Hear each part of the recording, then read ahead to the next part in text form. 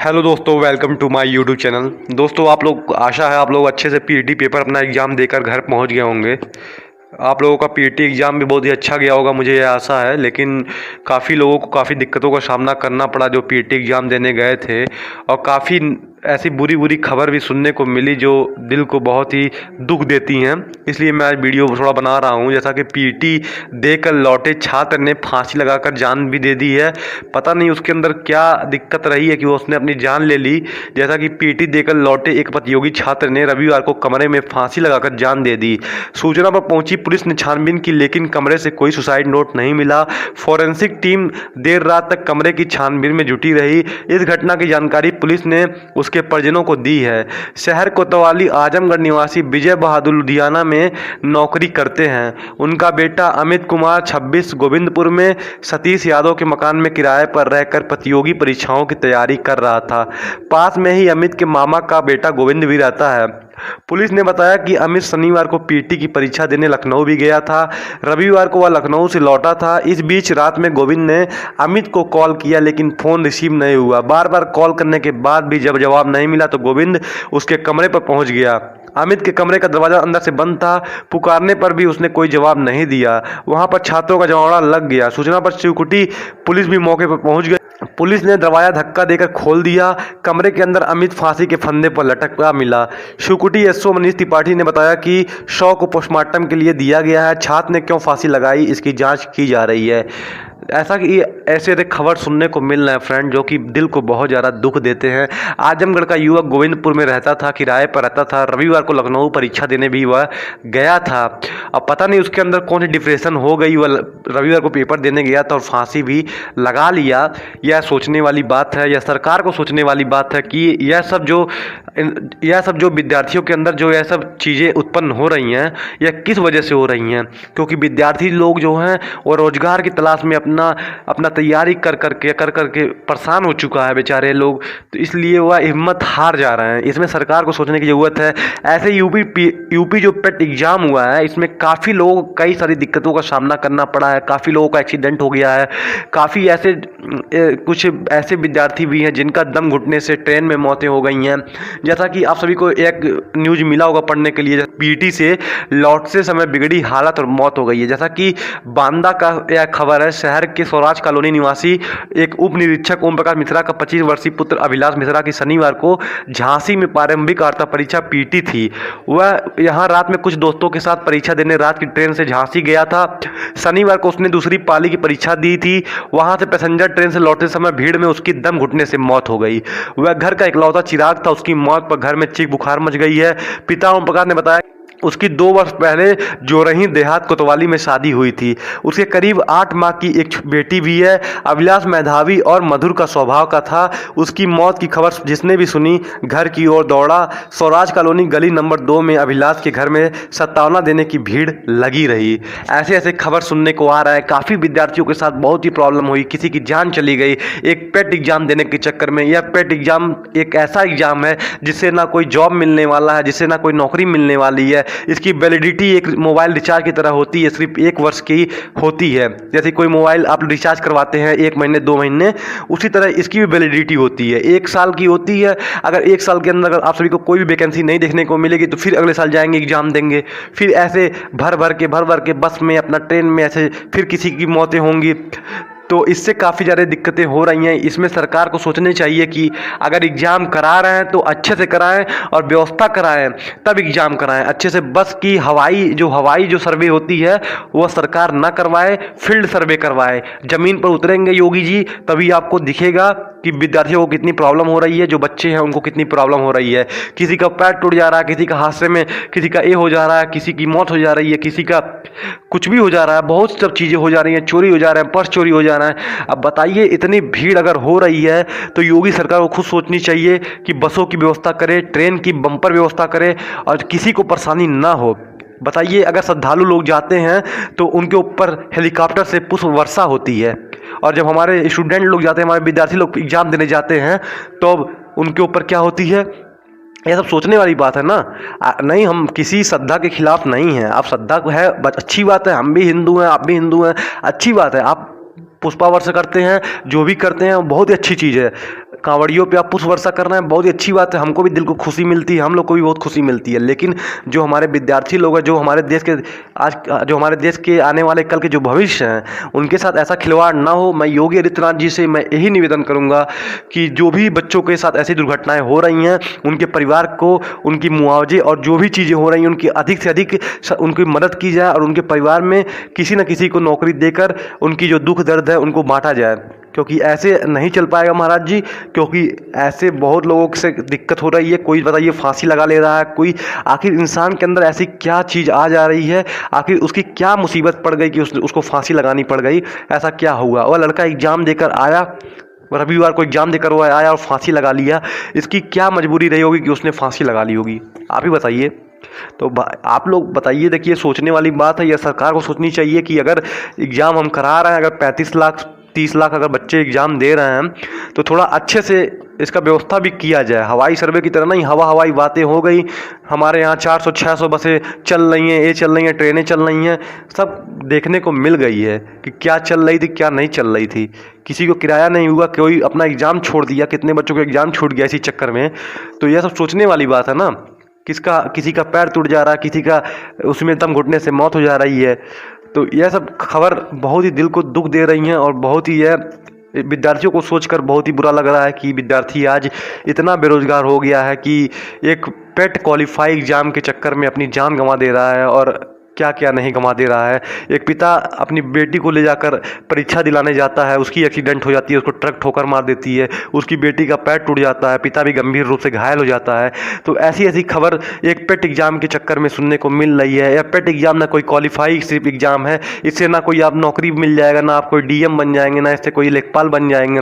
यह सिर्फ एक पेट स्कोर, आपको बढ़िया स्कोर लाना पड़ेगा, तभी आप लोग इसमें एक कट ऑफ जारी होगा। अगर कोई आगे आप सभी को एक लॉलीपॉप की तरह 1 साल के अंदर कोई छोटी मोटी वैकेंसी देखने को मिल जाएगी, 6,000 7,000 8,000 की वैकेंसी, जैसे अभी लेखपाल की वैकेंसी देखने को आपको मिल गई थी, 1 साल के अंदर एक वैकेंसी देखने को मिल गई थी, वैसे फिर ऐसा ही होगा, एक वैकेंसी 1 साल के अंदर आप सभी को अभी लॉलीपॉप की तरह 2,000 5,000 6,000 की वैकेंसी एक देखने को मिल जाएगी। आप लोग उसी में खुश हो जाएंगे। फिर अगले साल आप लोग दौड़ते आप लोग जाएंगे, फिर एग्जाम देंगे, फिर अपना समय बर्बाद करेंगे और फिर अपना हाथ पैर जो भी चीज़ें हैं जान गंवाएंगे अपनी।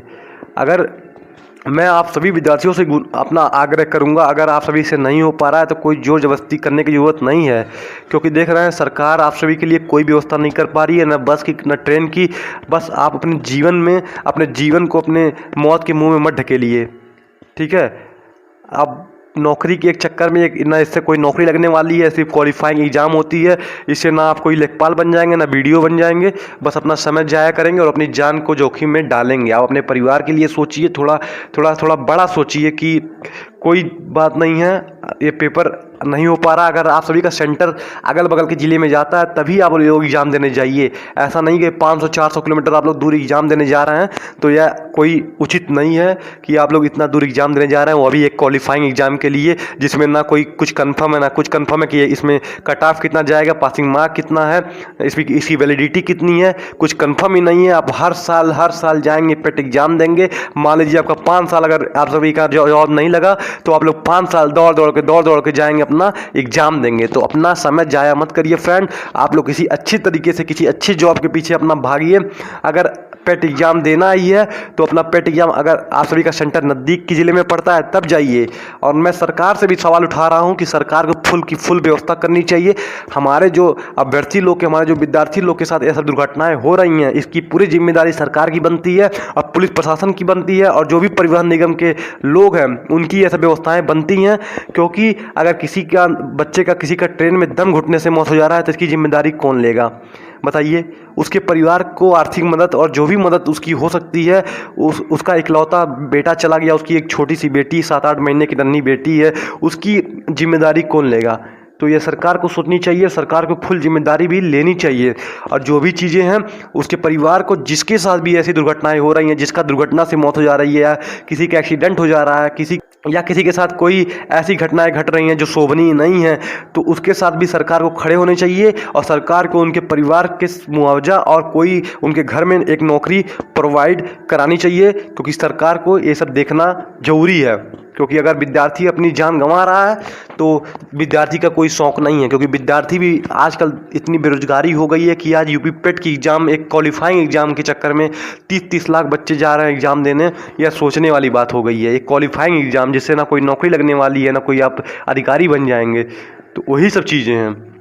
तो विद्यार्थियों को सोचनी चाहिए, अपनी जो जान जोखिम है उसकी परवाह करनी चाहिए। ज़िंदगी बहुत लंबी है, आप सभी को ऐसे बहुत एग्ज़ाम, बहुत पेट, बहुत टेट, बहुत सुपर टेट देने को बहुत एग्ज़ाम मिलेंगे। तो आप लोग धैर्य रखिए। ऐसा नहीं है कि आप लोग 5 मिनट 10 मिनट के लेट के लिए आप लोग अपनी जान जोखिम में कर देंगे।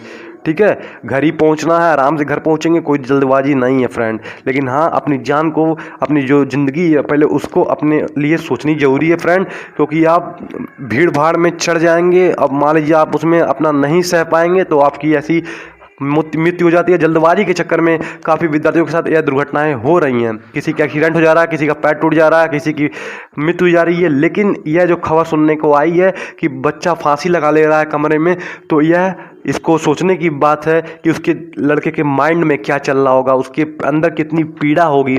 आखिर वह बच्चा क्यों नहीं अपने आप को समझा पाया और क्यों उसने फांसी लगा ली, ऐसा कदम क्यों उठाया, वह यह सब क्यों नहीं झेल पा रहा था। यह तो सोचने वाली बात है, यह पुलिस विभाग को सोचने वाली बात है और सरकार को सोचने वाली बात है।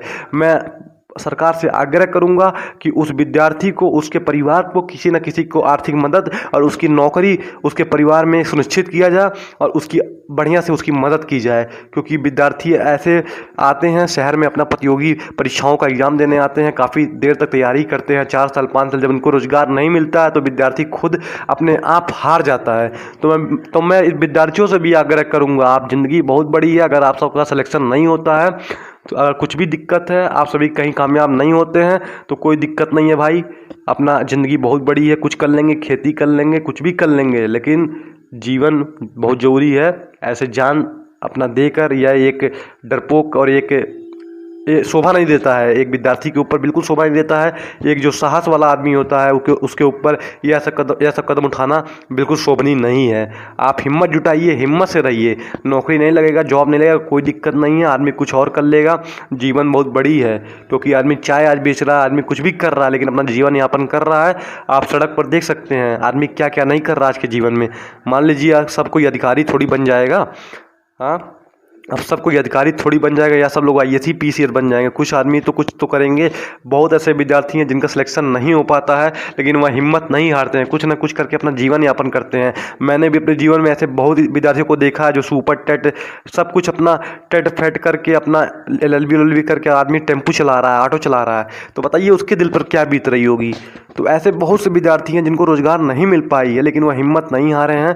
वह अपने मजबूती के साथ अपने जीवन को खड़ा किए हैं और अपने परिवार के साथ मिलजुल कर परिवार को आगे बढ़ाए हैं। तो ऐसी बात नहीं है आपके चले जाने से आप अपनी जान दे देंगे तो आपके परिवार वाले खुश नहीं हो जाएंगे। तो यही चीज़ है। तो ऐसा अपना मुंह छिपाकर समाज के डर से अपनी ऐसी कदम बिल्कुल मत उठाएं। मैं आप सभी भाइयों से आग्रह करूंगा कि ऐसी कदम जीवन में कोई भी विद्यार्थी ना उठाए। कोई भी दिक्कत हो आप सभी को, ऐसी कदम बिल्कुल मत उठाएं। आप कहीं फेल हो जाते हैं या कुछ भी आप सभी के साथ कुछ भी हो जाती है जीवन में, तो ऐसा कदम नहीं उठाना चाहिए। बिल्कुल साहस के साथ अपना जीवन में अपना सामना करना चाहिए। कोई भी बात होगी सामना करेंगे, अपना आप ही सबके परिवार वाले साथ देंगे, आप सभी के दोस्त यार मित्र यही सब साथ देंगे। आप सभी को मजबूती के साथ रहनी चाहिए जीवन में। मैं यही सब आग्रह करूंगा, आप सभी विद्यार्थियों से भी करूंगा और मैं सरकार से विनम्र निवेदन करूंगा, अगर आप लोग एग्ज़ाम कराते हैं तो प्लीज़ अच्छे से एग्ज़ाम कराइए। ऐसा मत कराइए कि किसी बच्चे का जान चला जाए, किसी की हाथ टूट जाए, किसी का पैर टूट जाए। प्लीज़ आप लोग समझिए बातों को। और हवाई सर्वे करने से जीवन में कुछ नहीं होगा। आप लोग हवाई सर्वे अपना हेलीकॉप्टर से दौड़ लेते हैं, यहाँ इतनी गाड़ियाँ चल रही हैं, यहाँ पर इतने सेंटर बनना है, इतना सेंटर बनना है, यह सब सिर्फ कागजी बातें हैं। और आप सभी के यह सब जो अधिकारी लोग हैं उनको खुद सोचना चाहिए कि वो आखिर अब जब इतनी बसें चल रही हैं तो आखिर विद्यार्थियों को कितनी प्रॉब्लम हो रही हैं। सरकार को और बस चलानी चाहिए। अगर 500 बस चल रही हैं, 600 बस चल रही हैं, और चलाइए, हज़ारों बस चलाइए। सरकारों के पास क्या कमी है? सरकार के पास पैसों की कमी तो है नहीं कि सरकार के पास ट्रेनों की कमी है। तो खूब चलाइए। जैसे आप लोग किसी चीज़ों के लिए, आप अभी चुनाव आ जाएगा तो आप लोग देखिए इतना प्रचार, इतनी बसें कार्यकर्ताओं के लिए, अपने बसों पे बसें आपकी चल रही हैं, ट्रेनें चल रही हैं। अभी किसी का चुनाव आ जाए तो देखिए कितनी बसें चल रही हैं, 500 बसें 600 बसें सिर्फ कार्यकर्ता लोग जा रहे हैं। तो मैं आप लोग से यह पूछना चाहता हूँ कि आखिर जो हमारे विद्यार्थी लोग हैं उनके लिए क्यों ऐसी सुविधाएं नहीं हो पाती हैं कि उनको सेंटर पर पहुँचाने के लिए क्यों बसें नहीं चलाई जा सकती हैं, उनसे क्यों किराया वसूला जाता है। किराया वसूला जाता है, चलिए सही बात है, किराया वसूल लीजिए, लेकिन उनको अच्छी से उनको सुविधा तो मिल जाए, बस तो मिल जाए। मैंने कई ऐसे विद्यार्थियों को देखा 70 किलोमीटर 80 किलोमीटर टेम्पू से अपने बच्चे टेम्पू से एक सेंटर पहुँचे हैं, सेंटर से टेम्पू से वापस लौटे हैं। तो बताइए ऐसे कैसे होगा, उनको बसों में जगह ही नहीं मिली। तो ऐसे आप सभी लोग एग्ज़ाम कराएंगे तो क्या फ़ायदा है बताइए।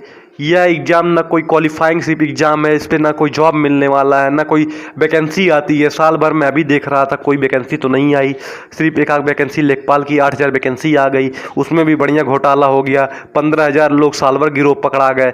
तो ऐसे सरकार से मैं अपील करूँगा कि ऐसे काम अपना न करिए तो अपने बगल के ज़िले में, अपने मुख्यालय में, कहीं भी आसपास के ज़िले में अपना सेंटर रखिए। अगर इतना ही भय है डरने का कि नकल हो जाएगा, ये हो जाएगा, तो आखिर कौन लोग पकड़ा रहे हैं। जो अभी पेपर में निकल रहा है कि इतने साल भर पकड़ा गए, इतने गिरोह पकड़ा गए, बिहार के लड़के पकड़ा गए, बम्बई के लड़के पकड़ा गए, तो आखिर ये सब कहाँ से इन सब का मन बढ़ा हुआ है कि एग्ज़ाम आके दे रहे हैं। आपके सेंटर भले दूर बनाए हैं आप, लेकिन नकल करने वाला रुकने वाला नहीं है। आप सेंटर भले विदेश में बना देंगे, लेकिन नकल करने वाला पहुँच जाएगा विदेश में भी। ठीक है, तो सरकार को यह सोचनी चाहिए कि आप लोग इतना दूर दूर अपना सेंटर बनाए हैं, इससे कोई फ़ायदा और इससे कोई मतलब निकलने वाला नहीं है। आखिर अगर आप सभी को आप सभी के इतनी विश्वास थी कि दूर बनाएंगे सेंटर तो नकल नहीं होगा और नकलची नहीं आएंगे, तो आखिर पेपर में क्यों निकल रहा है कि 18 लोग यहाँ पकड़ा गए, 20 लोग यहाँ पकड़ा गए, नकल करते हुए पकड़ा गए। तो ये सब सोचने वाली बातें हैं ना। अब बाकी ये सब सोचेगा कौन, यह सब हम तो नहीं सोचेंगे ना, ये सरकार सोचेगी और जो इसके लिए जिम्मेदार लोग हैं वो सोचेंगे। ठीक है, विद्यार्थी थोड़ी सोचेगा इसके लिए। तो प्लीज़ मैं सरकार से निवेदन करूंगा, प्लीज़ विद्यार्थियों के साथ ऐसा ना करें। धन्यवाद फ्रेंड, आज के लिए यही मैं सूचना आप सभी को देने वाला था। यही कुछ जानकारी थी, कुछ मेरी दिल की बातें थी जो मैं आपसे शेयर करना चाह रहा था। फ्रेंड आज का वीडियो को ऐसे कोई बनाने का मकसद नहीं था, लेकिन जब मैंने अखबारों में खबर देखा, जब मैंने ऐसी चीज़ें देखी जो दिल को सही नहीं लगी, एक प्रतियोगी परीक्षाओं और प्रतियोगी जो स्टूडेंट होते हैं उनकी जब पीड़ा मैंने सुना और उनकी पीड़ा को मैंने जाना पेपर के माध्यम से, अखबार के माध्यम से, तब मैं आज यह वीडियो बना रहा हूँ। फ्रेंड धन्यवाद। अगर वीडियो आप सभी को पसंद आई हो हमारी, अगर आप सभी को थोड़ी भी मोटिवेट आप सभी को मेरी वीडियो की हो, तो प्लीज़ वीडियो को लाइक करिएगा और चैनल भी सब्सक्राइब अवश्य करिएगा। धन्यवाद दोस्तों। मैं आज ज़्यादा बात नहीं करूँगा क्योंकि आज थोड़ा दिल और थोड़ा मन आज बहुत दुखित है, इसलिए मैं आज ज़्यादा बात, तब तक के लिए आप लोग हमको अलविदा दीजिए। धन्यवाद फ्रेंड्स।